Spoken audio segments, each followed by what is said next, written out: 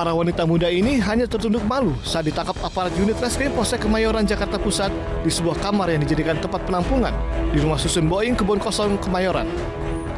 Kelimanya mengaku awalnya dijanjikan bekerja di sektor perhotelan dengan gaji layak, namun justru dipekerjakan sebagai PSK di salah satu hotel di Jakarta.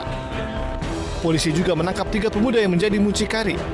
Modus 3 mucikari ini menawarkan para wanita muda bekerjaan dengan gaji tinggi.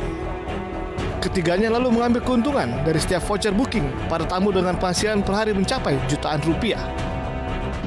Perekrutan penampungan dan memperkerjakan para korban sebagai PSK di Hotel Klasik Jakarta Pusat. Dengan kejadian ini tersangka 1 memperoleh keuntungan senilai 30.000 per voucher. Jadi satu voucher itu berlaku 1 jam.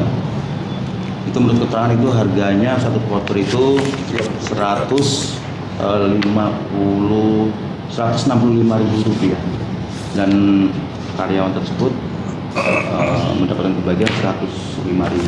Lanjut untuk pihak penyalur agen itu mendapatkan satu voucher itu 30.000. Kalau satu malam bisa 2 ataupun 3 karena per satu voucher itu 1 jam.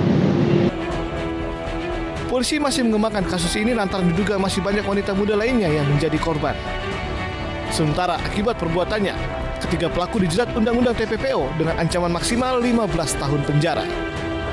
Dari Jakarta, Rani Sanjaya, iNews melaporkan.